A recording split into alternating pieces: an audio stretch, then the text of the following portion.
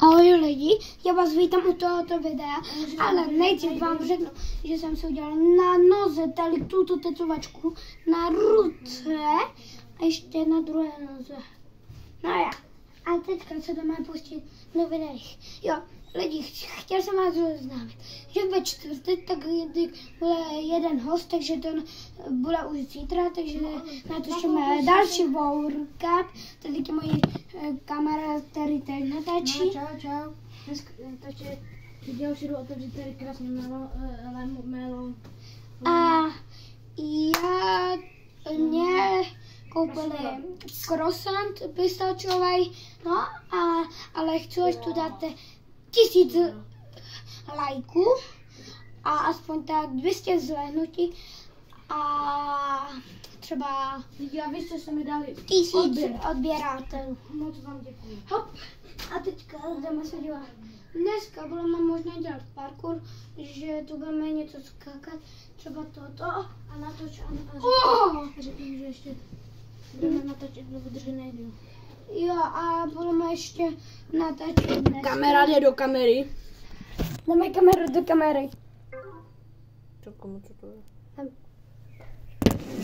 Ty vole. Komu lidi? Lidi, tak my dali jsme kameru do kamery, ale už si koupíte, prosím, tento parkour věcičky, třeba tady to parkour. Mimochodem, my se budeme snažit taky vyrobit tady tohle, ale akorát ne parkour, ale prostě...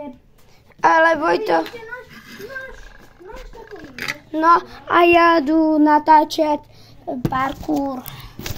Udělal jsem už jeden trik a teďka uděláme kotrmelec. Počkejte, já si musím... Ne, počkejte. jednu bagetu, anglickou bagetu.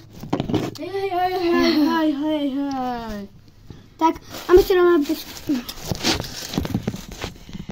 To takhle vypadá. Krásně. Tak a my se dáme poslední.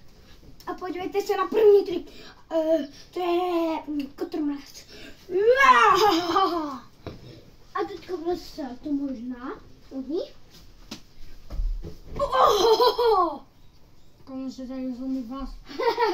Nezlomím. Teďka uděláme tady toto. Jej, můj! Jo, a máme tu takovou hromádku, aby se, když se padal, tak aby se dopadl dobře. Jo. Tak a pojďte se sem podívat na tento trik z mojich očí.